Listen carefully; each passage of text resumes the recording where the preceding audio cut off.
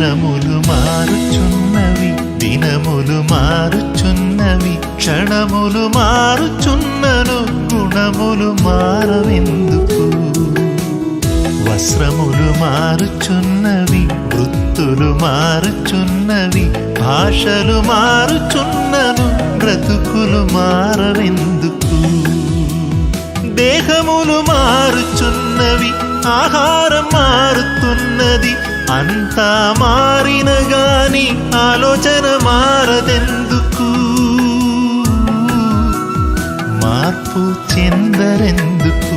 తరములు మారుచున్నవి, దినములు మారుచున్నవి, క్షణములు మారుచున్నను గుణములు మారవెందుకు?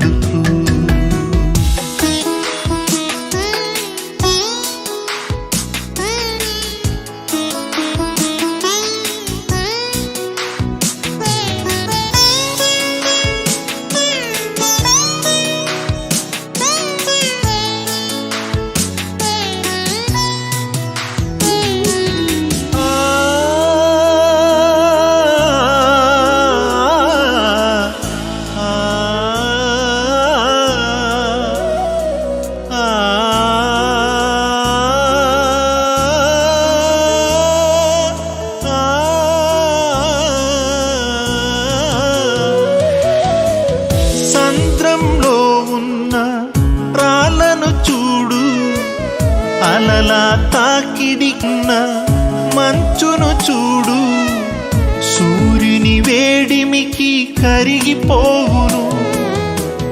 సంద్రంలో ఉన్న రాళ్ళను చూడు, అలలా తాకిడికి కరిగిపోవును. శిఖరంపై ఉన్న మంచును చూడు, సూర్యుని వేడిమికి కరిగిపోను. ప్రభువును నమ్మిన ప్రజలను చూడు, ప్రభువును నమ్మిన ప్రజలను చూడు, దేవుని మాటలకు కరగరెందుకు? బ్రతుకులు దిద్దుకొని బ్రతకరెందుకు? సంగముకు వెళ్తూ ఉన్న సత్యము వినుచూ ఉన్న నిత్యము తెలుసుకున్నను నీతిగా ఉండరెందుకు? పాపము చేయుటెందుకు? తరములు మారుచున్నవి, దినములు మారుచున్నవి, క్షణములు మారుచున్నను గుణములు మారవెందుకు?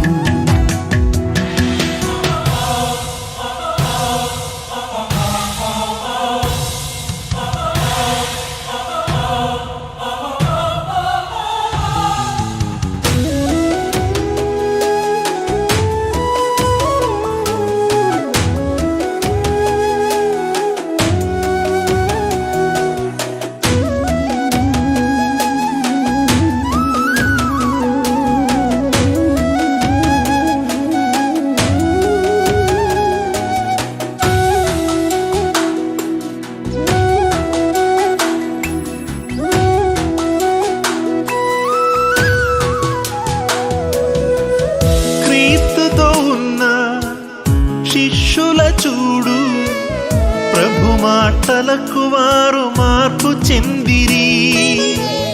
పాపములో ఉన్న స్త్రీలను చూడు, వాక్యం విని పాపం మానివేసిరి. క్రీస్తుతో ఉన్న శిష్యుల చూడు, ప్రభు మాటలకు వారు మార్పు చెందిరి. పాపములో ఉన్న స్త్రీలను చూడు, వాక్యం విని పాపం మానివేసిరి. దేవుని ఎరిగిన పిల్లల చూడు, దేవుని ఎరిగిన పిల్లల చూడు, భయభక్తులు కలిగి బ్రతకరెందుకు? దైవవాక్యమును ఆచరించరెందుకు? దేవుని ఎరిగి ఉండిన దైవముగా మహిమ పరచిన కన్న తండ్రి మనసు తెలిసిన ప్రియమైన పిల్లలు కావాలి, మనసులు మార్చుకోవాలి.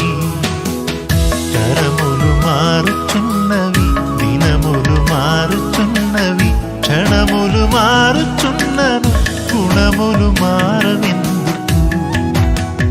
వస్త్రములు మారుచున్నవి, వృత్తులు మారుచున్నవి, భాషలు మారుచున్నను, బ్రతుకులు మారవెందుకు? దేహములు మారుచున్నవి, ఆహారం మారుతున్నది, అంతా మారిన గాని ఆలోచన మారదెందుకు? మార్పు చెందరెందుకు? తరములు మారుచున్నవి, దినములు మారుచున్నవి, క్షణములు మారుచున్నను, గుణములు మారవెందుకు?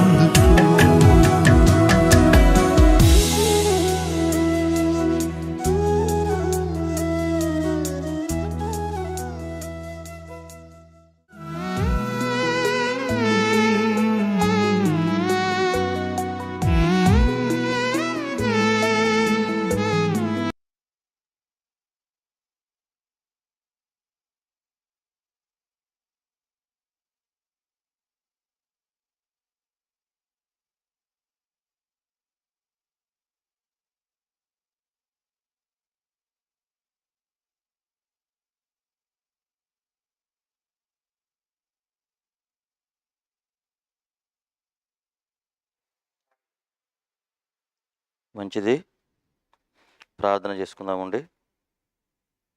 సౌండ్ వస్తున్నప్పుడు ప్రార్థించుకుందాం. పరిశుద్ధుడవైన ప్రియ పరలోకపు కన్న తండ్రి, సర్వాధికారము గల నీ నామానికి మా రక్షకుడైన క్రీస్తు నామంలో స్తుతులు స్తోత్రాలు తెలియజేస్తున్నాము. దేవా, మధ్యాహ్న కాల సమయంలో తండ్రి విలువైన నీ సంగతులు తెలియపడానికి మీరు ఇచ్చినటువంటి కృపను బట్టి వందనాలు తెలియజేస్తున్నాను.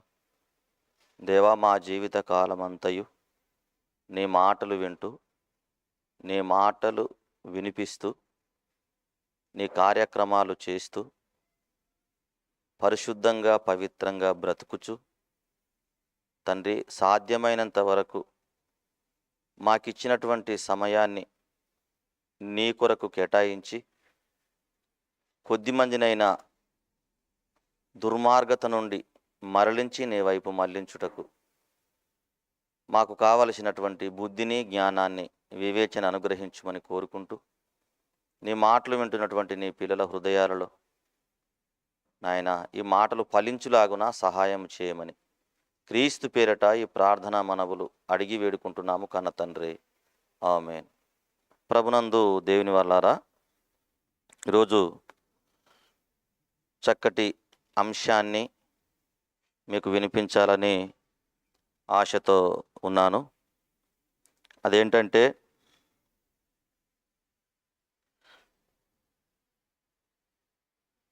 ఓ క్రైస్తవ, పరలోకానికి సిద్ధపడుతున్నావా? ఇది కేవలం ఒక క్రైస్తవుని ఉద్దేశించినటువంటి పాఠం కాదు.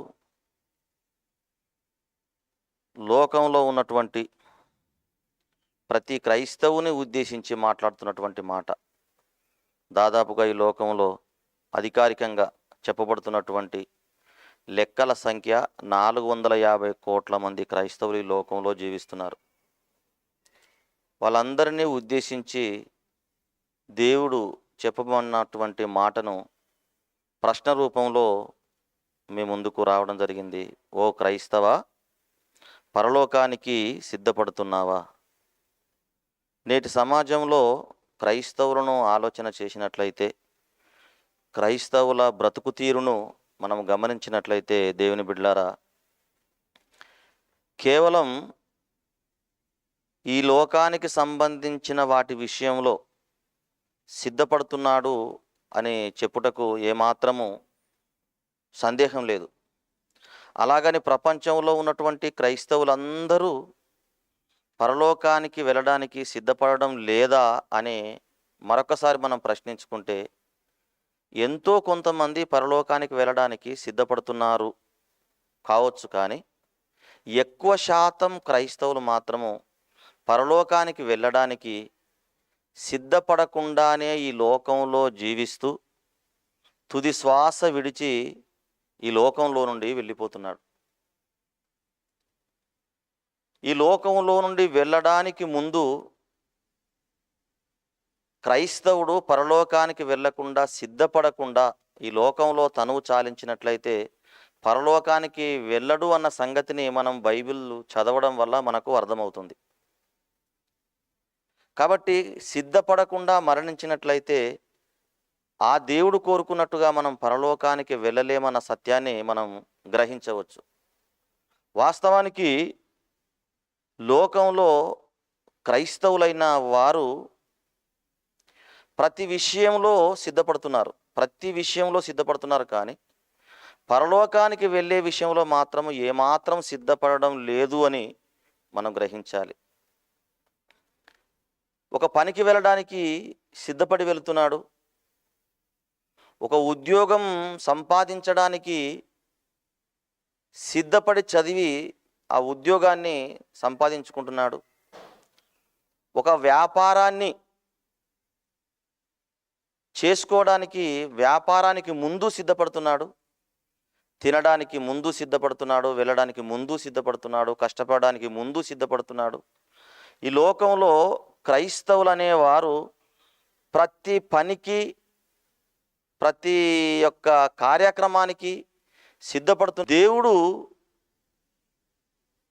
ప్రపంచ క్రైస్తవులను ఉద్దేశించి చెప్పినటువంటి మాట ఏంటి అని మనం ఆలోచిస్తే, యేసుక్రీస్తు రాబోతున్నాడు.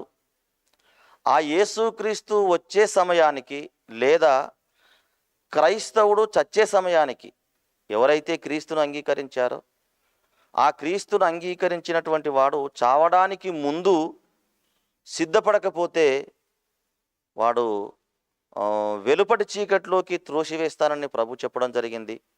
మనము బ్రతికుండగానే, అనగా ఈ లోకంలో బ్రతికుండగానే ఆ యేసు స్వామి వచ్చినట్లయితే, మనము సిద్ధపడకుండా ఉన్నట్లయితే అలాంటి పరిస్థితుల్లో కూడా మనము నిత్య నరకాగ్నికి వెళ్ళిపోతామన్న విషయాన్ని మనకు చెప్పినటువంటి మాటను మనం చూసుకున్నట్లయితే, దేవుని బిడ్డలారా, మత్తయి గారు రాసినటువంటి సువార్త, యేసుక్రీస్తు స్వామి శిష్యులతో చెప్పినటువంటి చక్కటి విషయాన్ని మనం చూసినట్లయితే, మత్తయి గారు రాసిన సువార్త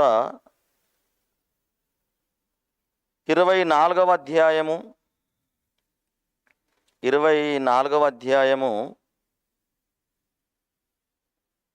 చూడండి,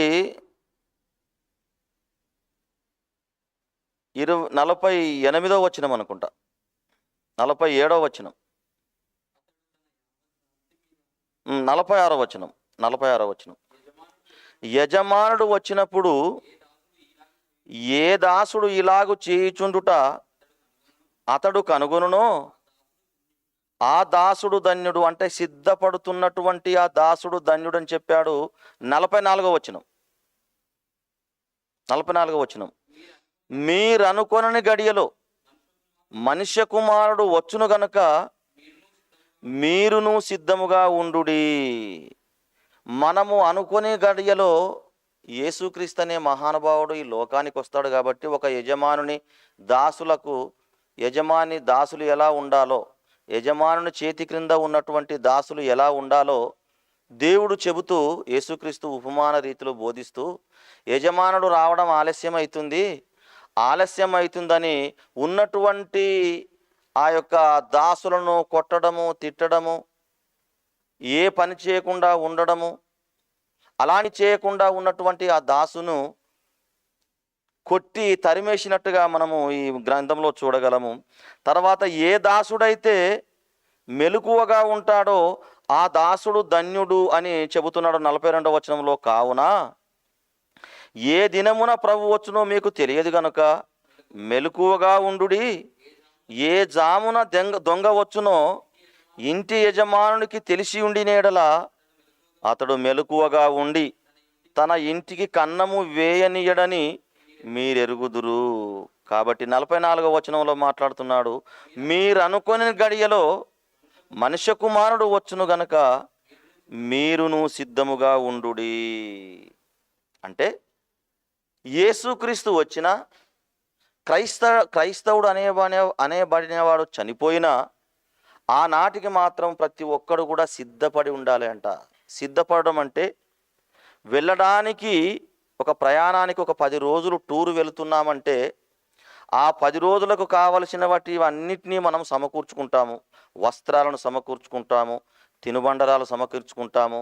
తర్వాత మనకు కావలసినటువంటి 10 రోజులకు సరిపోయేంతగా మనం ఎలాగైతే అన్నిటిని సమకూర్చుకొని సిద్ధపడి వెళతామో, ఆ పరలోకానికి వెళ్ళే వారందరూ కూడా ఈ లోకంలో బ్రతికుండగానే అన్నిటినీ సమకూర్చుకొని, అన్ని సుగుణాలను సమకూర్చుకొని, దేవుని కార్యక్రమాలు అన్నిటినీ చేస్తూ పరలోకానికి వెళ్ళడానికి సిద్ధపడి, ఎప్పుడైతే మనల్ని పిలుస్తాడో దేవుడు తెలియదు గనక ఆనాటి కాలం వరకు మనము బాగా సిద్ధపడి ఉండాలని యేసుక్రీస్తు చెబుతున్నాడు. అయితే లోకంలో ఉన్నటువంటి అనేక మంది క్రైస్తవులు మాత్రము పరలోకానికి వెళ్ళడానికి సిద్ధపాటుగా లేడన్న విషయాన్ని మనం గమనించవలచును. ఎందుకంటే అనేక మంది క్రైస్తవులు ఈ లోకానికి సంబంధించిన వాటి విషయంలో కష్టపడుతున్నారు. ఈ లోకానికి సంబంధించినటువంటి వాటి విషయంలోనే శ్రమపడుతున్నారు. ఏమి సంపాదించుకోవాలి, ఎలా బ్రతకాలి, ఎలా వృద్ధి చెందాలి, ఎలాంటి పనులలో ఉండాలి, నా పిల్లలకు నేను ఏం సమకూర్చాలి, భవిష్యత్తులో ఎలాగ ఉండాలి, గొప్పవానిగా ఉండాలి, ఉద్యోగాలు రావాలి అని ఇలాంటి భౌతికమైనటువంటి విషయాల విషయంలోనే సిద్ధపడుతున్నాడు. కానీ ఆ దేవుని కార్యక్రమాలు చేస్తూ మరణించిన తర్వాత పరలోకానికి వెళ్ళాలని దేవుని ఆలోచనలతో, దేవుని కార్యక్రమాలతో సిద్ధపడలేకపోతున్నాడు. దేవుడు మన కొరకు గొప్ప పట్టణాన్ని సిద్ధం చేశాడు. పరలోకంలో ఎలాంటి వసతులను దేవుడు నిర్మించాడో బైబిల్ గ్రంథంలో చక్కగా దేవుడు వ్రాసిపెట్టినటువంటి విషయం మనందరికీ తెలుసు. అవేంటంటే, ఆ పరలోకం దేవుడు ఈ లోకంలో సిద్ధపడి మరణించిన వారికి సిద్ధపడి ఉంచినటువంటి ఆ పరలోకాన్ని దేవుడు ఇవ్వాలనుకున్నాడు. అందుకొరకే విశ్వాసుల గూర్చి పౌలు గారు మాట్లాడుతూ అబ్రహాం గురించి ప్రారంభించినటువంటి హేబేలుతో ప్రారంభించినటువంటి హెబ్రీయులకు రాసిన పత్రిక 11వ అధ్యాయంలో, హెబ్రీయులకు రాసిన పత్రిక 11వ అధ్యాయం మొదటి వచనం నుండి చివరి వచనం వరకు సిద్ధపడిన వారు, దేవుని కొరకు బ్రతికిన వారు, కష్టపడిన వారు, మరణించిన తర్వాత దేవుడు సిద్ధపరిచినటువంటి ఆ పరలోకాన్ని స్వతంత్రించుకునే వాళ్ళు ఇలా జీవించారు అని మనకు హెబ్రీయులకు రాసిన పత్రికలో కనబడుతూ ఉంటుంది. హెబ్రీయులకు రాసిన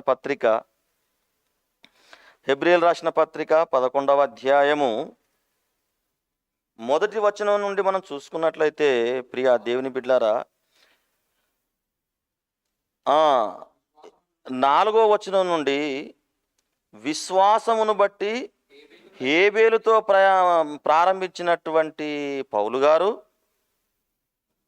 హేబేలు, అబ్రహాము, ఇస్సాకు, యాకోబు, న్యాయాధిపతులు, రాజులు, భక్తులు అందరిని గురించి మాట్లాడి ఇక ఆయన చెప్పినటువంటి మాట ఏంటంటే, 40వ వచనం చూడండి. హెబ్రీయులకు రాసిన పత్రిక 11వ అధ్యాయం ముందుగా 16వ వచనం చివరి భాగంలో ఉంటుంది.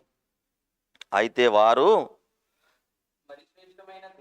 మరీ శ్రేష్టమైన దేశమును అనగా పరలోక సంబంధమైన దేశమును కోరుచున్నారు. వీరందరూ కూడా సిద్ధపడిన వారు. పరలోకానికి వెళ్ళడానికి ఈ లోకంలో బ్రతుకుతున్నటువంటి పరిస్థితుల్లో సత్యమైన కార్యక్రమాలు చేస్తూ, నీతిగా బ్రతుకుచూ, యథార్థంగా జీవిస్తూ, సత్ప్రవర్తన కలిగి దేవుని మహిమపరుస్తూ జీవించినటువంటి గొప్ప మహానుభావులు ఈ లోకంలో జీవిస్తున్నటువంటి పరిస్థితుల్లో సిద్ధపడుతూ జీవించినటువంటి వాళ్ళందరి గురించి మాట్లాడుతూ, అయితే వారు మరీ శ్రేష్టమైన దేశమును అనగా పరలోక సంబంధమైన దేశమును కోరుచున్నారు. అందుచేత తాను వారి దేవుడనని అనిపించుకొనుటకు దేవుడు వారిని గూర్చి సిగ్గుపడడు. ఏలయనగా ఆ దేవాది దేవుడు వారి కొరకు ఒక పట్టణము సిద్ధపరిచి ఉన్నాడు. ఎవరి కొరకు పట్టణమును సిద్ధపరిచి ఉన్నాడట? ఈ లోకంలో సిద్ధపడి పరలోకానికి వెళ్ళడానికి సిద్ధపడి బ్రతుకుచున్న వారి కోసం ఆయన పరలోకంలో వారికి నివాసములు సిద్ధపరిచి ఉన్నాడట. పరలోకంలో సిద్ధపరిచి ఉన్నటువంటి ఆ నివాసములను ఎవరు పొందుకుంటారు, ఎవరు స్వతంత్రించుకుంటారు, ఎవరు అక్కడికి వెళ్తారంటే ఈ లోకంలో పరలోకానికి వెళ్ళడానికి సిద్ధపడేవారు మాత్రమే సిద్ధపడినటువంటి ఆ పరలోకాన్ని స్వతంత్రించుకుంటాడట. మనకు అర్థం కావడానికి తెలంగాణ రాష్ట్ర ప్రభుత్వంలో కేసీఆర్ గారు డబుల్ బెడ్రూమ్లు నిర్మించి కట్టించి బీదలైన వారికి, అర్హులైన వారికి ఆ యొక్క బెడ్రూమ్లు ఇస్తున్నారు. ముందుగా 1000 డబుల్ బెడ్రూమ్లు ఒక చోట, 2000 బెడ్రూమ్లు ఒక చోట, దాదాపుగా 5000 బెడ్రూమ్లు ఒక చోట నిర్మించి ఆ యొక్క డబుల్ బెడ్రూమ్కు అర్హులైన వారిని సెలక్షన్ చేస్తారు. కలెక్టర్లైన వారు లేదా స్థానికంగా ఉన్నటువంటి ఆర్డీఓ అయినా, ఎంఆర్ఓ అయినా, వైట్ రేషన్ కార్డులు ఉన్న వారందరినీ మరి వారు అర్హత కలిగిన వారేనా అని గమనించి ఆ డబుల్ బెడ్రూమ్ని అర్హత కలిగిన వారికి ఇచ్చినట్లుగానే ఆ దేవాది దేవుడు కూడా పరలోకంలో నివాసములు సిద్ధపరిచాడట. ఆ నివాసములు సిద్ధపరిచినవి ఎవరికి ఇస్తాడు అంటే ఈ లోకంలో పరలోకానికి వెళ్ళడానికి సిద్ధపడిన వారు, సిద్ధపడి బ్రతుకుచున్నవారు, సిద్ధపడి మరణించిన వారికి మాత్రమే ఆ పరలోకంలో ఉన్నటువంటి నివాసాలు సిద్ధపరిచినటువంటి ఆ నివాసాలు ఇస్తాడు అని మరి పౌలు గారు ఇక్కడ మాట్లాడుతున్నాడు. నిజంగా ఆ పరలోకంలో పరిశుద్ధులు ఉండేటువంటి ఆ పరలోకము, ఆ నివాసములు ఎంత గొప్పగా ఉంటావో మనం ఈ లోకంలో ఎక్కడ కూడా అలాంటి నివాసములు మనము చూడమన్న విషయాన్ని మనం గుర్తించుకోవాలి. మనకు తెలిసింది ప్రపంచవ్యాప్తంగా ప్రసిద్ధిగాంచింది ఏంటిది అని మనం ఆలోచిస్తే అమెరికాలో వైట్ హౌస్, దాన్ని శ్వేత సౌధము అని అంటారు. అందులో ఎవరు బస చేస్తారు, ఎవరు కాపురం ఉంటారు, ఎవరు నివాసం చేస్తారు అని మనం ఆలోచిస్తే ఆ అమెరికా దేశాన్ని పరిపాలిస్తున్నటువంటి గొప్ప మహానుభావుడు, ఆ అధ్యక్షుడు దాన్ని అందులో బస చేస్తాడు. దాన్ని శ్వేత సౌధం అంటారు. సకల సౌకర్యాలు కలిగినటువంటి ఆ నివాసంలో ప్రతివాడు బస చేయడానికి, అనగా అధ్యక్షుడయ్యే ప్రతివాడు అందులో బస చేయడానికి, కాపురం చేయడానికి ఇష్టపడతాడు. ఎందుకంటే అందులో ఆ యొక్క వైట్ హౌస్లో ఇది కొరతగా ఉన్నది అని చెప్పుకోవడానికి వీల్లేదు, ఈ భవంతిలో ఇది లేదు అనడానికి వీల్లేదు. అలాంటి దాన్ని ఏమంటారంటే శ్వేత సౌధం, వైట్ హౌస్. అన్ని సకల సౌకర్యాలు ఉన్నటువంటి భవంతిగా పేరు పొందింది. నివాసం ఎలా ఉంటుందంటే వైట్ హౌస్ కన్నా ఇంకా చాలా గొప్పగా 1000 రెట్లు ఎక్కువగా ఉంటుందని మనకు చెప్పక తప్పదు. ఎందుకంటే బైబిల్ గ్రంథంలో దేవుడు భూమి పుట్టినది మొదలుకొని మీకోసం సిద్ధపరిచినటువంటి స్థలాన్ని మీరు స్వతంత్రించుకోండి అని యజమానుడు రాజు అని మాట్లాడతాడట. అదొకసారి మనం చూసినట్లయితే మత్తయి సువార్త 25వ అధ్యాయము, మత్తయి సువార్త 25వ అధ్యాయము, దయచేసి చక్కటి మాటను మనం చూసినట్లయితే 34వ వచనం. అప్పుడు రాజు తన కుడివైపున ఉన్నవారిని చూచి, నా తండ్రి చేత ఆశీర్వదింపబడిన వారలారా రండి, లోకము పుట్టినది మొదలుకొని మీ కొరకు సిద్ధపరచబడిన రాజ్యమును స్వతంత్రించుకొనుడి. లోకము పుట్టినది మొదలుకొని, ఈ లోకం పుట్టి దాదాపుగా 1500 కోట్ల సంవత్సరాలు అవుతుందని శాస్త్రవేత్తలు చెబుతున్నారు. అంటే లోకం పుట్టినది మొదలుకొని యేసుక్రీస్తు ఉపమానము చెప్పేంత వరకు పరలోకంలో మనముండబోయేటువంటి ఆ నివాసములు, మనం ఉండబోయే ఆ గృహాలు, మనం ఉండబోయే ఆ యొక్క నివాసములు సిద్ధపడి ఉన్నవంట. లోకము పుట్టినది మొదలుకొని మీ కొరకు సిద్ధపరచబడిన రాజ్యము, మీ కొరకు సిద్ధపరిచినటువంటి రాజ్యమును స్వతంత్రించుకొనుడి. అంటే హెబ్రీయులకు రాసిన పత్రిక 11వ అధ్యాయం 16వ వచనంలో పౌలు చెప్పినటువంటి మాట ఏంటంటే వారికి పరలోకములో దేవుడు నివాసములు సిద్ధపరిచినాడు అన్నాడు. ఆ నివాసములు సిద్ధపరిచినటువంటి ఆ నివాసములకు ఎవరు వెళుతారు, ఎవరు అర్హులు అని మనం ఆలోచిస్తే, ఈ లోకంలో మరణానికి ముందు పరలోకానికి వెళ్ళడానికి సిద్ధపడిన వాళ్ళు మాత్రమే ఆ పరలోకానికి వెళ్తారట. కుడివైపున ఆ అంతిమ తీర్పున ఆ యేసుక్రీస్తు రెండవ రాకడలో ఈ లోకానికి వచ్చినప్పుడు మరణించిన వాళ్ళందరూ కూడా ఒక చోట పోగు చేయబడతారట. పోగు చేయబడినటువంటి వాళ్ళలో నుండి దేవుడు గొల్లవాడు గొర్రెలను ఎలాగైతే వేరుపరుస్తాడో, ఆయన ముందు పోగు చేయబడినటువంటి ఆ జన సమూహంలో నుండి యేసుక్రీస్తు అనే మహానుభావుడు వేరుపరిచి గొర్రెలన్నింటినీ కుడివైపుకు తెచ్చుకుని, అనగా ఈ లోకంలో పరలోకానికి వెళ్ళడానికి సిద్ధపడి జీవించి మరణించిన వారిని అందరినీ ఒక వైపుకు కుడివైపుకు తెచ్చేసి, ఇదిగో లోకం పుట్టినది మొదలుకొని మీ కొరకు ఏర్పరచబడినటువంటి ఈ రాజ్యమును స్వతంత్రించుకొనుడి అని ఇస్తాడట దేవుని బిడ్డలారా. అంటే ఈ లోకంలో బ్రతికే ప్రతి క్రైస్తవుడు సిద్ధపడుతూ సిద్ధపడుతూ సిద్ధపడుతూ పరలోకానికి వెళ్ళడానికి సిద్ధపడుతూ జీవించాలి అంట.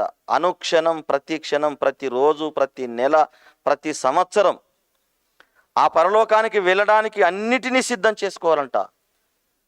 ఒక ప్రాంతానికి వెళ్ళేవాడు ఆ ప్రాంతానికి వెళ్ళిన తర్వాత వెళ్ళడానికి ముందు ఎలాగ సిద్ధపడిపోతాడో, ఒక క్రైస్తవుడు అనేవాడు కూడా మరణానికి ముందు అన్నిటినీ సిద్ధం చేసుకోవాలని ఆ దేవుడు చెబుతున్నాడు.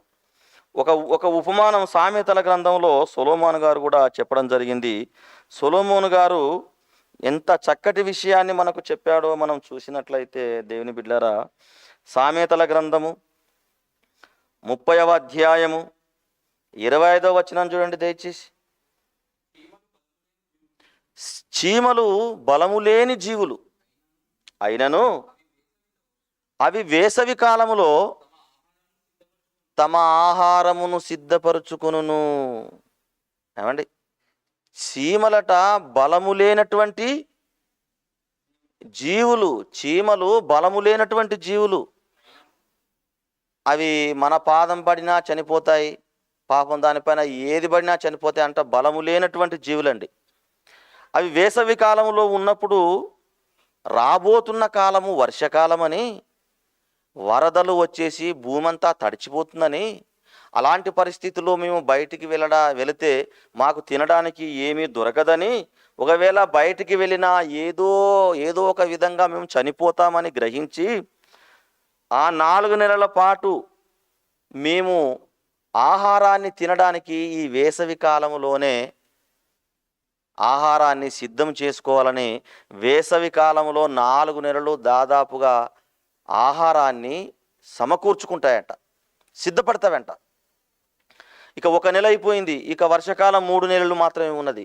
2 నెలలు అయిపోయింది, రాబోతున్నటువంటి వర్షకాలము ఇంకా 2 నెలలే ఉంది. ఆహారాన్ని సిద్ధం చేసుకొని వాళ్ళు ఉంటున్నటువంటి నివాసములలో వృద్ధి చేసుకుంటాయటండి. అలా ఎందుకు చెబుతున్నాడు దేవుడు?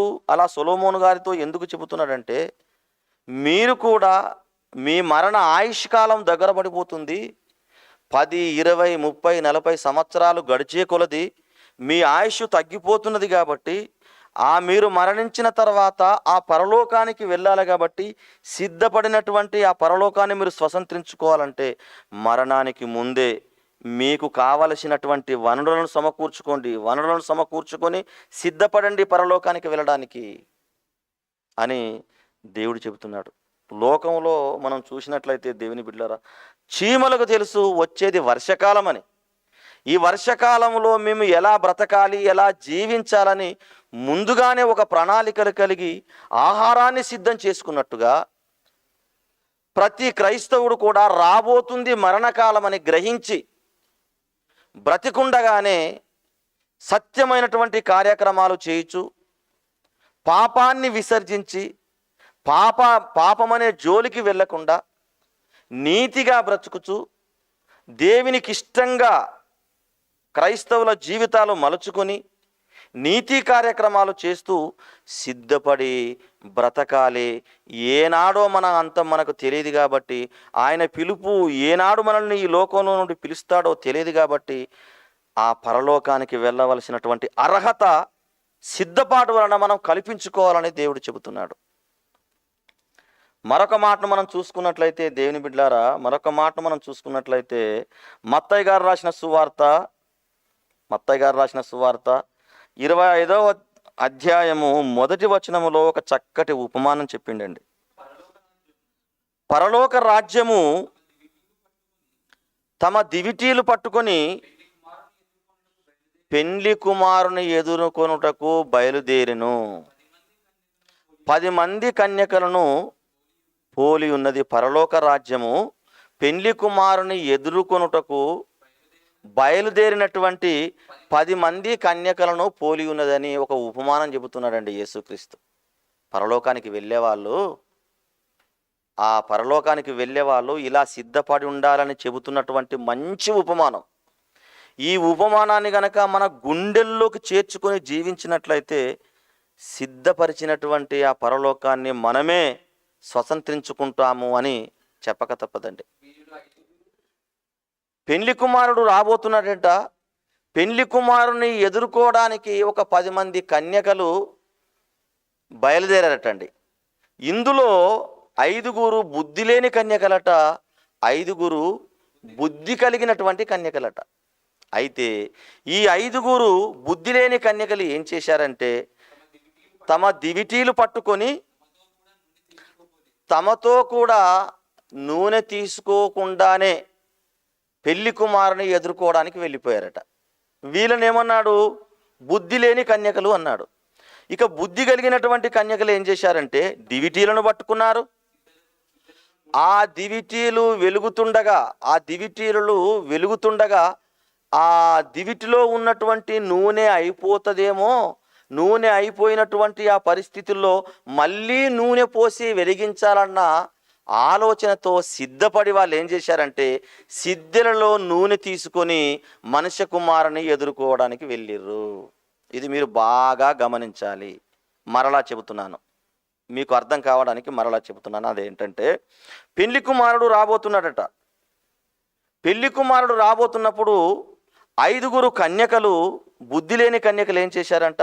దివిటీలు పట్టుకున్నారంట. సిద్ధపడకుండానే ఏమాత్రం మళ్ళీ ఈ దివిటి వెలుగుతున్నది కదా, వెలుగుతున్నటువంటి ఈ దివిటి ఆరిపోతే మా పరిస్థితి ఏంది? మనుష్య కుమారుడు ఆలస్యం చేస్తే మా దివిటి ఆరిపోతుంది కదా, ఆరిపోతున్నటువంటి పరిస్థితుల్లో సిద్ధెలలో నూనె తీసుకొని వెళ్ళాలి కదా అని ఏమాత్రం సిద్ధపడకుండా దివిటిని వెలిగించుకున్నారు బుద్ధి లేని కన్యకలు. పెళ్లి కుమారుని ఎదుర్కోవడానికి వెళ్ళారు. అయితే బుద్ధి గల కన్యకలు 5 ఉన్నారు. వారు ఎలా చేశారంటే దివిటీలను వెలిగించుకున్నారు, సిద్ధపడ్డారు, సిద్ధెలలో నూనె పోసుకున్నారు. దివిటీలు వెలుగుతున్నాయి. వెలుగుతున్నటువంటి ఈ దివిటీలు ఎప్పుడైనా ఆరిపోవచ్చు. ఆరిపోతున్నటువంటి పరిస్థితుల్లో మళ్ళీ నూనె పోసి వెలిగించాలి కాబట్టి జాగ్రత్తగా సిద్ధపడి ఆ సిద్ధెలలో నూనె పోసుకొని పెళ్లి కుమారుని ఎదుర్కోవడానికి వెళ్ళారు. అక్కడికి వెళ్ళిన తర్వాత బుద్ధి లేని కన్యకలు వెళ్ళారు, బుద్ధి కలిగినటువంటి కన్యకలు వెళ్ళారు. అక్కడికి వెళ్ళిన తర్వాత అక్కడ ఉన్నటువంటి వారు ఒక ప్రకటన చేశారు. పెళ్లి కుమారుడు రావడమే కానీ ఆయన రాక కొంత ఆలస్యమవుతుంది అని అక్కడ ఒక ప్రకటన వచ్చిందండి దేవుని బిడ్డలారా. అలా పెళ్లి కుమారుడు రావడము ఆలస్యమవుతుందని ప్రకటన జరగగానే వెళ్ళిన వాళ్ళందరూ ఈ 10 మంది కన్యకలు ప్రశాంతంగా పడుకున్నారు, నిద్రలోకి జారుకున్నారు. ఇక ఎంతవరకు ఆలస్యమైందంటే 9 గంటలకు రావడానికి బదులు ఆ పెళ్లి కుమారుడు అర్ధరాత్రి కాల సమయంలో రావడం జరిగింది. మళ్ళీ ప్రకటన వచ్చేసింది, ఇదిగో పెళ్లి కుమారుడు వస్తానన్నాడు కదా, ఆలస్యమైనా కానీ వచ్చేసిండు, 12 గంటల వరకనే మరి పెళ్లి కుమారుడు వచ్చాడు అని ప్రకటన జరగగానే ఎదుర్కోవడానికి ఈ బుద్ధి లేని కన్యకలు వెంటనే లేచారు. ఆ దివిటీలతో పాటు వెళ్ళాలని చూశారు కానీ ఆ దివిటీలలో నూనె ఏమైపోయిందంటండి? ఆరిపోచున్నవి. దివిటీలు ఆరిపోచున్నవి. ఆరిపోతున్నటువంటి ఆ ఆరిపోతున్నటువంటి దివిటీలతో వెళితే పెళ్లి కుమారుడు వాళ్ళని తీసుకుని వెళ్ళడు. వెలుగుతున్నటువంటి దివిటీలతోని కనబడితేనే ఆ పెళ్లి కుమారుడు వాళ్ళని తీసుకొని వెళ్తాడు. కాబట్టి ఈ సిద్ధెలలో నూనె తీసుకోకుండా వెళ్ళినటువంటి ఈ బుద్ధి లేని కన్యకలు ఆ పెళ్లి కుమారుడు వచ్చే సమయానికి వీళ్ళ దివిటీలు ఆరిపోతున్నాయి కాబట్టి మళ్ళీ ఆ దివిటీలు వెలగాలంటే నూనె పోయాలి. కాబట్టి నూనె పోయడానికి ఈ బుద్ధి లేని కన్యకల దగ్గర సిద్ధెలలో నూనె లేదు. కాబట్టి ఇప్పుడు వాళ్ళు ఏం చేశారంటే, బుద్ధిగల కన్యకలు సిద్ధపడి వచ్చారు కదా, సిద్ధెలలో నూనె పోసుకొని ముందు జాగ్రత్తగా సిద్ధపడి వచ్చారు కదా, వాళ్ళ దగ్గరికి వెళ్ళి వీళ్ళు ఏమంటున్నారంటే, కొంచెము మాకు ఇవ్వండి, పెళ్లి కుమారుడు వచ్చాడట, ఆ పెళ్లి కుమారుడు మరి దివిటీలు వెలిగితేనే కానీ మరి ఆయన తీసుకొని వెళ్ళడు కదా, మా దివిటీలు ఆరిపోతున్నాయి, మీరు ముందుగా సిద్ధపడి ఆ సిద్ధెలలో నూనె తీసుకొని వచ్చారు కదా, దయచేసి కొంచెం మాకు నూనె ఇవ్వరా అని ఈ బుద్ధి లేని వాళ్ళు బుద్ధి కలిగినటువంటి ఆ కన్యకలను అడిగారు. అప్పుడు ఆ బుద్ధిగల కన్యకలు ఏమన్నారంటే, మాకును మీకును ఇది చాలది, ఇప్పుడు మేము తెచ్చుకున్నది ఆల్రెడీ ప్రిపేర్ అయి వచ్చాము, మేము సిద్ధపడి వచ్చాము, పెళ్లి కుమారుని రాక ఆలస్యమైతే ఆరిపోతున్నటువంటి మా దివిటీలను వెలిగించుకోవడానికి మేము సిద్ధపడి సిద్ధెలలో నూనె తీసుకొని వచ్చాము. ఇప్పుడు ఈ సిద్ధెలలో ఉన్నటువంటి నూనెను మీకు కొంచెం పోసామనుకోండి, అప్పుడు మీకు సరిపోదు, మాకు సరిపడి వచ్చిన వాళ్ళము.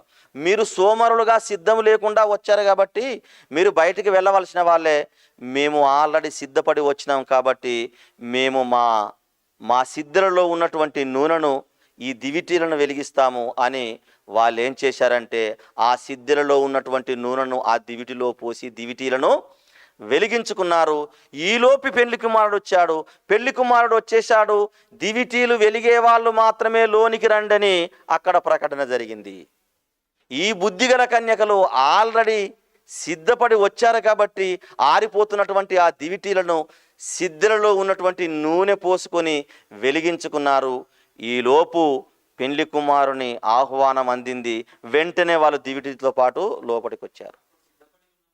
అప్పుడు సిద్ధపడి ఉన్నవారు అతనితో కూడా పెండ్లి విందుకు లోపలికి పోయిరి. విందు అంటే పరలోకం, విందు అంటే పరలోకం. సిద్ధపడిన వారు పెండ్లి కుమారునితో పాటు ఆ విందులో పాల్గొనడానికి దివిటీలు ఆరిపోకుండా కాపాడుకున్నారు కాబట్టి, వెలిగించుకున్నారు కాబట్టి, ముందుగా సిద్ధపడి సిద్ధెలలో నూనె పోసుకొని వచ్చారు కాబట్టి ఇప్పుడు వాళ్ళు పెండ్లి కుమారుని విందులో పాల్గొనడానికి అర్హత సాధించారు, వెళ్ళిపోయారు. అంతటా తలుపులు వేయబడెను.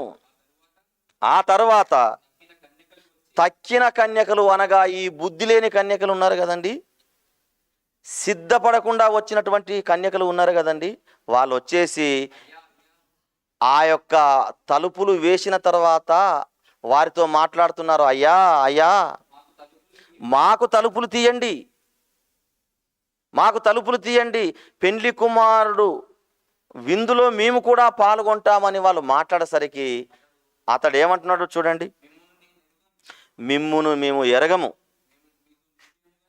మీతో నిశ్చయముగా చెప్పుచున్నాము, ఆ దినమైనను ఆ గడి అయినను మీకు తెలియదు గనుక. క్రైస్తవులైనటువంటి వారు సోమరులైపోయారు, క్రైస్తవులైనటువంటి వారు సిద్ధపడకుండా ఉన్నారు, క్రైస్తవులైనటువంటి వారు ఇక మేము బ్రతుకుతాములే, మాకు ఆయుష్, మేము చిన్నవాళ్ళమే కదా, మాకు 100 సంవత్సరాల ఆయుష్ ఉంటుంది కదా అని సోమరులుగా నిష్ఫలులుగా ఉండడానికి ఇష్టపడుతున్నారు.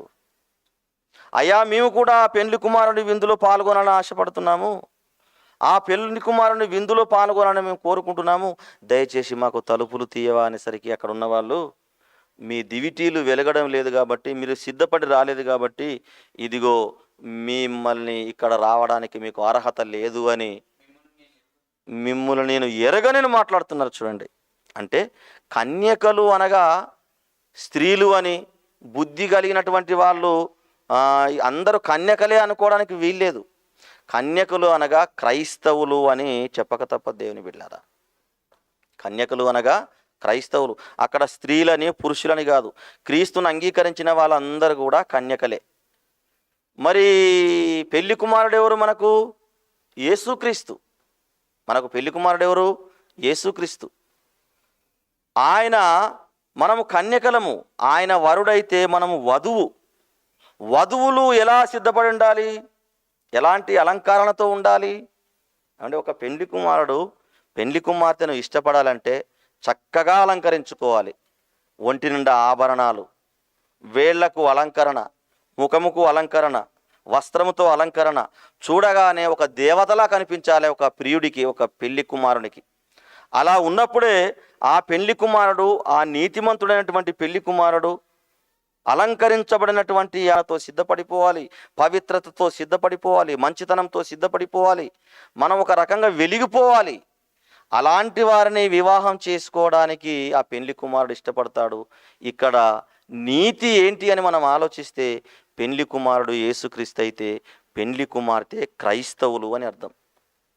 ఈ క్రైస్తవులలో కొంతమంది సిద్ధపడి బ్రతుకుచున్న వారు ఉన్నారట, కొంతమంది సిద్ధపడలేకుండానే జీవిస్తున్నారట. అయితే సిద్ధపడకుండా ఈ లోకంలో జీవించి మరణించినట్లయితే వారు వెలుపట చీకట్లో త్రోసివేయబడతారు. మీరెవరో మేము ఎన్నటికీ ఎరగము అంటే ఎంత జాగ్రత్తగా ఆ బుద్ధి కలిగినటువంటి క్రైస్తవులు ఎలా చూశారు చూడండి. వెలిగించుకున్నారు, ఆరిపోతుందేమోనని సిద్ధెలలో నూనె నింపుకున్నారు. ఆరిపోయే సమయంలో ఆ సిద్ధెలలో ఉన్నటువంటి నూనె ద్వారా దివిటీలను వెలిగించుకున్నారు, సిద్ధపడి ఉన్నారు. దీని అర్థం ఏంటంటే, ప్రభునందు దేవుని వారలారా, నీ మరణము ఎప్పుడొస్తుందో నీకు తెలియదు, నా మరణము ఎప్పుడొస్తుందో నాకు తెలియదు. కాబట్టి క్రీస్తు వచ్చే సమయానికి నువ్వు సిద్ధపడకపోయినా, నీవు చచ్చే సమయానికి ముందు నువ్వు సిద్ధపడకుండా చనిపోయినా, నీవు వెలుపటి చీకట్లోకి త్రోసివేస్తాడు దేవుడు. మీరెవరో నేను ఎప్పటికీ ఎరగను. సిద్ధపడుతూ జీవించాలని చెబుతున్నాడు. ఎలాంటి సిద్ధపాటు కలిగి ఉండాలి, దేనితో సిద్ధపాటు కలిగి ఉండాలని మనం ఆలోచిస్తే, ఎఫెసీయులకు రాసిన పత్రిక 2వ అధ్యాయము 10వ వచనం చూడండి. ఎఫెసీయులకు రాసిన పత్రిక 2వ అధ్యాయము 10వ వచనం.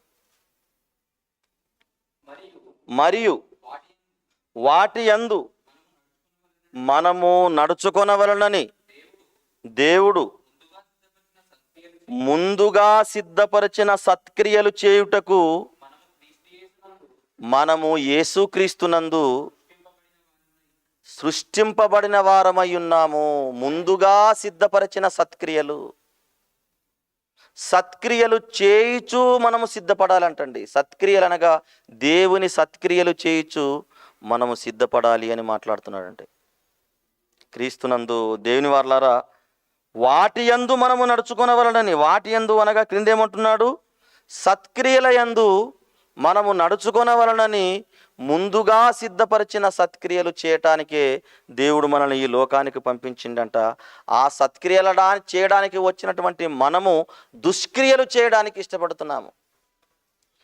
లోకంలో చాలామంది క్రైస్తవుల్ని మనం గమనించినట్లయితే దేవుని బిడ్డలారా, వాళ్ళ చేతులలో దుష్క్రియలు కనబడుతున్నవి, వాళ్ళ పాదాలు పాపం చేయడానికి పరుగులెడుతున్నవి, వాళ్ళ చూపులు పాపం చూడడానికి ఇష్టపడుతున్నవి, వాళ్ళ ఆలోచనలు పాపంతోనే నిండి ఉన్నవి.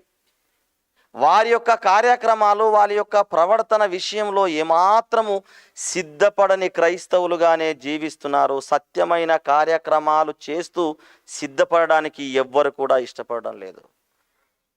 అందుగురించే పౌలు మాట్లాడతాడు, అందరూ సొంత కార్యములనే చేసుకొనుచున్నారు కానీ యేసుక్రీస్తు కార్యములను ఎవరు కూడా చేయడం లేదంటున్నాడండి.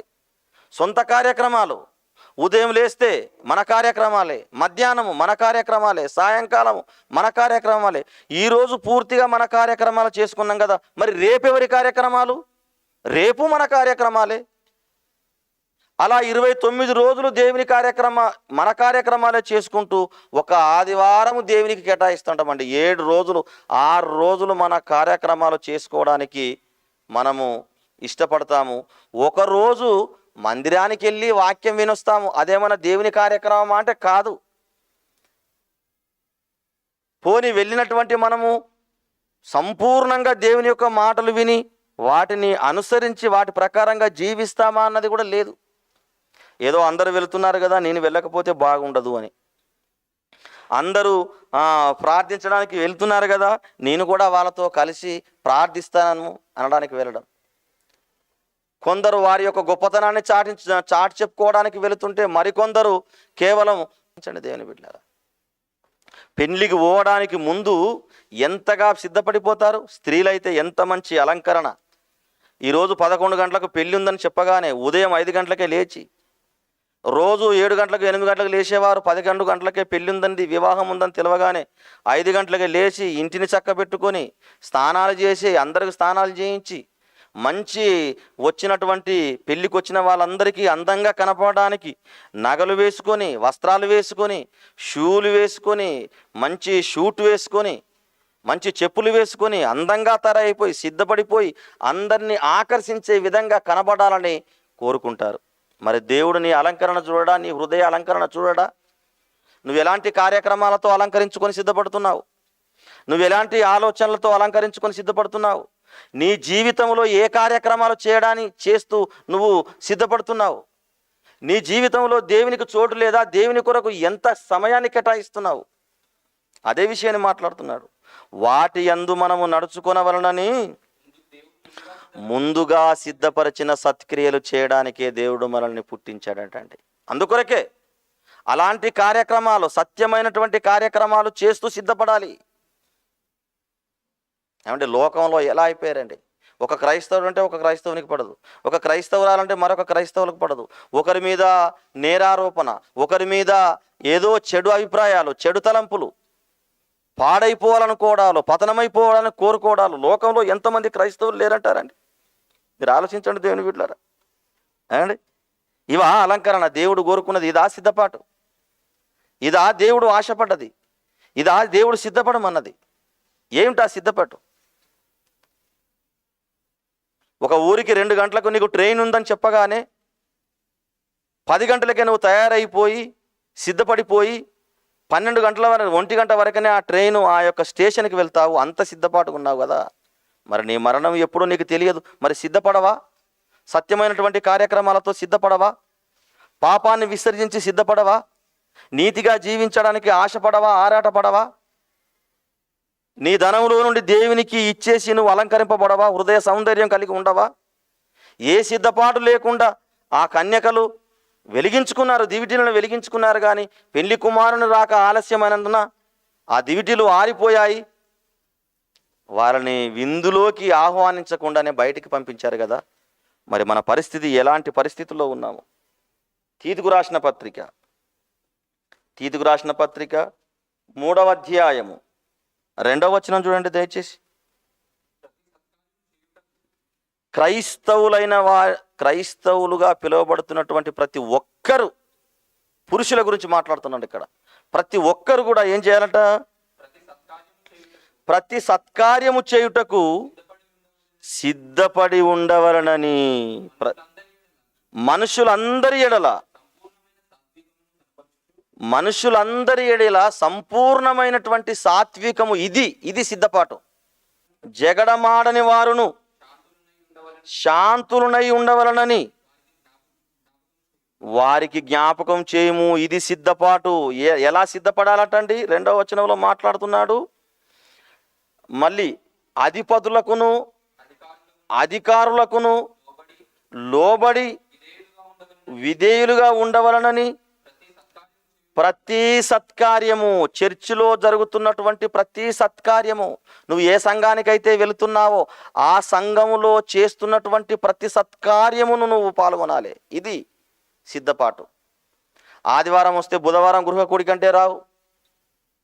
లేదు బుధవారం నాడు ఒక మీటింగ్, ఒక సెమినార్ జరుగుతుందంటే రావు. వారంలో ఒక రోజు వాడబడిన సంతోషపడుతుంటావు. ఆదివారం రోజున ఎక్కడనో నీ సొంత వాళ్ళకు సంబంధించినటువంటి పెళ్ళిళ్ళు అంటే ఆరాధనలో పాల్గొనకుండా వెళ్ళిపోతావు. ఆ రోజు మీటింగులు జరుగుతుందంటే, నీ యొక్క కూతురుకు ఫంక్షన్ ఉందంటే అక్కడికి వెళ్ళిపోతావు వదిలిపెట్టేసి. నీ సొంతం వారు ఏదైనా కార్యక్రమాలు చేసుకుంటే ఆరాధనను కూడా విడిచిపెట్టి వెళ్ళిపోతావు, సెమినార్ను విడిచిపెట్టి వెళ్ళిపోతావు. మరి అలాగైతే ఎలా? ప్రతి సత్కార్యము చేయుటకు సిద్ధపడి ఉండవలననియు మనుషులందరి ఎడల సంపూర్ణమైన సాత్వికము కనపరచు. సంపూర్ణమైనటువంటి మెత్తటి హృదయం కలిగి ఉండాలి. ఎవరిని దూషింపకు, జగడమాడని వారును శాంతులనై ఉండవలననియు వారికి జ్ఞాపకము చేయుము. ఇక క్రింద మాట్లాడుతున్నాడు 3వ వచనంలో, ఎందుకనగా మనము కూడా మునుపు అవివేకులమును, క్రీస్తులోకి రాకముందు అవివేకులము, క్రీస్తులోకి రాకముందు అవిధేయులము, మోసపోయిన వారము, మోసం చేసిన వారము, నానా విధములైనటువంటి దురాశకులకును భోగములకును దాసులమై ఉంటిమి. దుష్టత్వమునందును అసూయయందును కాలము గడుపుచు అసహ్యులమై ఒకరినొకడు ద్వేషించుకుంటుమి. గాని మన రక్షకుడైన దేవుని యొక్క దయయు మానవుల ఎడల ఆయనకున్న ప్రేమయు ప్రత్యక్షమైనప్పుడు మనము నీతిని అనుసరించి చేసిన క్రియల మూలముగా కాక తన కనికరము చొప్పునే పునర్జన్మమందు స్థానము ద్వారాను పరిశుద్ధము పరచబడుచున్నాము. ఇలా సిద్ధపడాలి. ఒకప్పుడు మీరు అవివేకులము, నీతిపరులము కాము, ద్వేషులము, అసూయపరులము, ఈర్ష్యపరులము, ఓర్వలేనితనం వారలము, ఒకరినెడల ఒకరు దూషించుకున్నాము, ఒకరినొకరు కొట్టేసుకున్నాము, ఒకరినొకరు తిట్టేసుకున్నాము. ఇలాంటి ఆలోచనలతో, ఇలాంటి దుర్మార్గమైనటువంటి ప్రవర్తనతో బ్రతికాం కదా. ఇప్పుడు నువ్వు క్రీస్తుని అంగీకరించావు కదా. సాత్వికులుగా ఉండాలి, మెత్తటి హృదయం కలిగి ఉండాలి, ఎదుటివారి ఎడల మంచితనం కలిగి ఉండాలి. నీ హృదయంలో చెడు తలంపులు రాకూడదు. నీ హృదయంలో దేవుని కార్యక్రమాలు, ఇవన్నీ కూడా సిద్ధపాటండి. ఒకప్పుడు అతను దొంగతనం చేసేవాడు. ఇప్పుడు దొంగతనం చేయడం కాదు కదా, దొంగతనం చేసే వాళ్ళకే బుద్ధి చెప్పేవాడయిండండి. ఇది సిద్ధపాటు. ఒకప్పుడు ఆవిడ వ్యభిచారం చేసేది. ప్రభుని అంగీకరించిన తర్వాత వ్యభిచారాన్ని మానివేసి వ్యభిచారులందరినీ కూడా సన్మార్గంలోకి నడిపిస్తుంది, క్రీస్తు మార్గంలోకి నడిపిస్తుంది. ఇది సిద్ధపాటు. ఒకప్పుడు అతను ద్వేషుడై ఉండేవాడు, అసూయపరుడై ఉండేవాడు, ఓర్వలేనితనం వాడై ఉండేవాడు. పక్కవాడు ఎదుగుతున్నప్పుడు సంతోషిస్తున్నాడు, ప్రక్కవాడు వర్ధిల్లుతున్నప్పుడు చాలా మంచి హృదయం కలిగినవాడు. ఇది సిద్ధపాటు. వీటన్నిటితో సంఘములో జరుగుతున్నటువంటి ప్రతి సత్యమైనటువంటి కార్యక్రమానికి నువ్వు ముందుండాలట. ఇది సిద్ధపాటండి దేవుని బిడ్డలారా. ఏది సిద్ధపడకుండా ఇంకా నువ్వు తాగుబోతుగానే ఉంటే నీకు మరణం వచ్చేస్తే నీ పరిస్థితి ఏంటి? ఇంకా నువ్వు కల్మషంతోనే జీవించి మరణిస్తే నీ పరిస్థితి ఏంటి? ఇవన్నీ సిద్ధపాటు కాదు కదా. లోకంలో అన్ని విషయములో నువ్వు సిద్ధపడుతున్నావు. ఓ క్రైస్తవా, పరలోకానికి వెళ్ళడానికి సిద్ధపడుతున్నావా? ఒకసారి మంచి మనసు పెట్టి ఆలోచన చెయ్యి. దేవుడు ప్రతి ఒక్కరికి జ్ఞానం ఇచ్చాడు కదా. దేవుడు ప్రతి ఒక్కరిని క్రీస్తును అంగీకరించడానికి అవకాశం ఇచ్చాడు కదా. ఆయన పరలోకంలో మన కొరకు పరలోకంలో నివాసములు సిద్ధం చేశాడట. దావీదు ఎలా బ్రతికాడో ఒకసారి చూడు. హేబేలు ఎలాగా మంచి మనసుతో అర్పణ ఇచ్చాడో ఒకసారి ఆలోచన చెయ్యి. అబ్రహాము తన ఉన్న చోటును విడిచిపెట్టి 600 మైళ్ళు వెళ్ళి ఆయన కొరకు కష్టపడినటువంటి విధానం ఒకసారి గమనించు. అబ్రహాము, ఇస్సాకు, యాకోబు వాగ్దాత దేశంలో పరవాసులుగా ఉన్నను అలా ఎలాంటి సిద్ధం కలిగి ఉన్నారో, పునాదులు గల పట్టణం కొరకు ఎదురు చూస్తూ జీవించారట వాళ్ళు సిద్ధపడి. మరి ఈనాటి కాలంలో క్రైస్తవునిగా ఉన్నటువంటి నీవు, ఒక క్రైస్తవురాలిగా ఉన్నటువంటి నీవు ఎలాంటి అలంకరణతో ఉన్నావు? ఎలాంటి అలంకరించుకుంటున్నావు? హృదయాన్ని అలంకరించుకుంటున్నావు. భౌతికంగా అలంకరించుకుంటున్నావు, బాగుంది. మరి హృదయాన్ని అలంకరించుకోవా?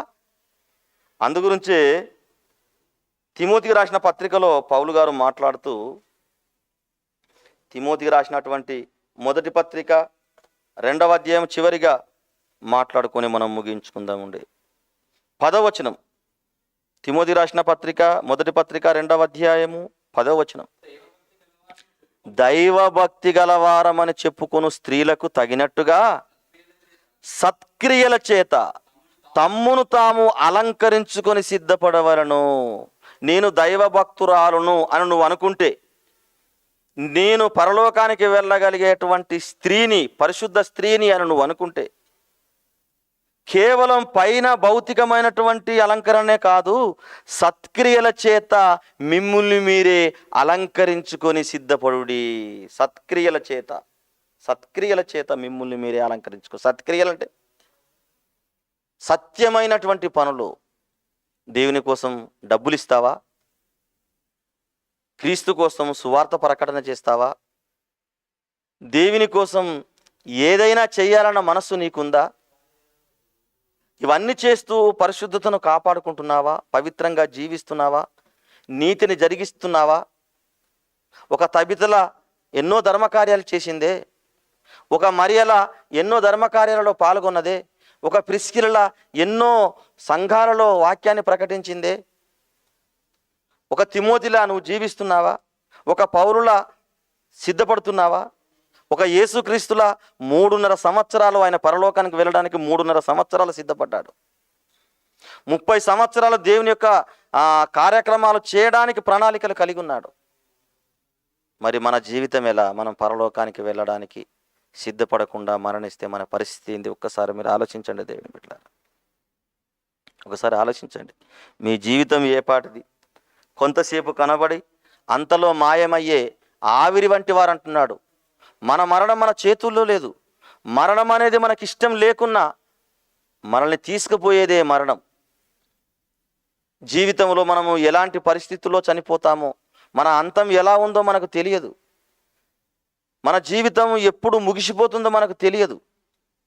కాబట్టి మరణం ఎప్పుడో తెలియనటువంటి పరిస్థితుల్లో బ్రతుకుతున్నటువంటి మనము దేవుని యొక్క కార్యక్రమాలు చేస్తూ, దేవుని యొక్క సత్క్రియలు చేస్తూ, మంచి హృదయాలు కలిగి అలంకరించుకొని సిద్ధపడితేనే తప్ప ఆ పరలోకానికి మనం వెళ్ళం. ఎన్నిటికో సిద్ధపడుతున్నాం, మనం ఎన్నిటికో సిద్ధపడుతున్నాము. ఎన్నిటికో సిద్ధపడి మనము, ఒక ఉద్యోగస్తుడు ఒక ఉద్యోగం సంపాదించాడంటే ఒక సిద్ధపడి మంచిగా చదువుకున్నాడని అర్థం.